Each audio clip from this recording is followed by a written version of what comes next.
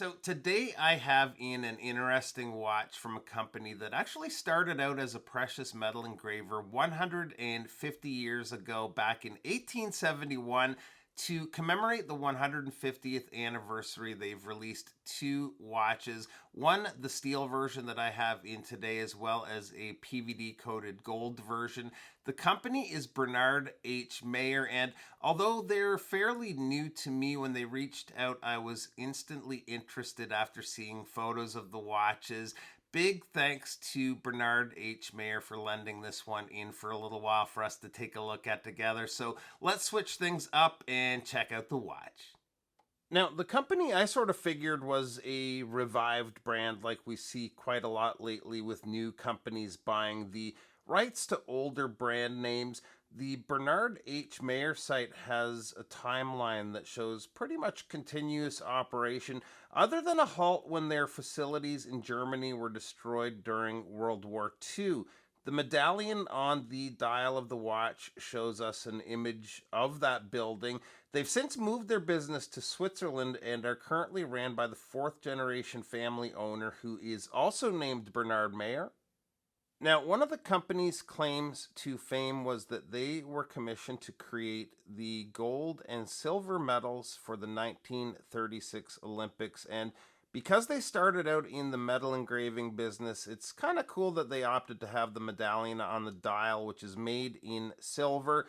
The dial itself is a beautiful sunburst blue and is divided into two sections by the inner minute track.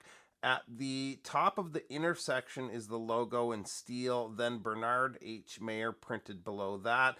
At the bottom of the center section is 150th anniversary automatic.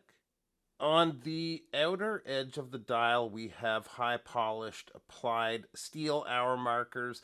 The hands are sword style hands, and they look to have loom, but that white is just paint of some sort. So no loom here, which isn't a big deal for this style of watch.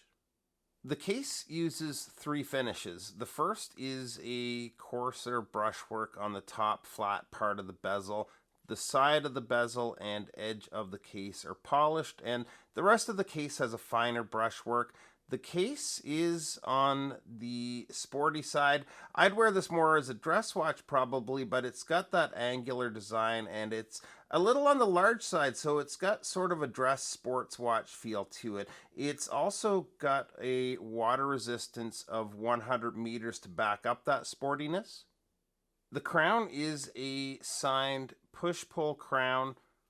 Winding action is quite smooth.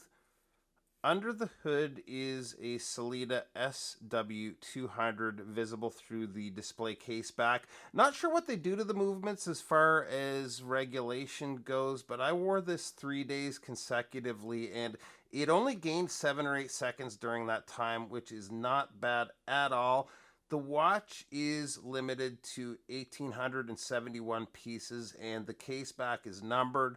The crystal, by the way, both front and back are sapphire. The front crystal is treated with an anti-reflective coating. Now, although the case has that touch of sportiness, the strap the watch comes on, not so much. It's a very dressy croc embossed leather. Seems to be a good quality strap. Felt comfortable straight out of the box without any break-in period. The deployant clasp is signed with the company logo, and we've also got some perlage work here on the inner parts of the clasp. My one complaint with the clasp and strap is to do with the floating keepers here, and what happens when you're wearing the watch, they tend to slide down and cover this section of the clasp, and when you try to take it off, it kind of binds up on those keepers. You just need to slide them out of the way to open it up, but I think it would have been better if the first keeper was fixed and it would have prevented that. Otherwise, good strap and a nicely built clasp too. So the watch is on the larger side for this style watch with a case width of 42.8 millimeters. I have a 7.25 inch wrist and it wears fine for me though. Lug to lug is 50.6 millimeters. Lug opening is 22 millimeters and the thickness is 11.2 millimeters. And here it is on wrist, and I think it's a really nice looking watch. I'm really liking the case design. It may be on the larger side depending on your wrist size and preference, but I think it works pretty good for me. Cost wise, these are a little up there at 21.90 USD.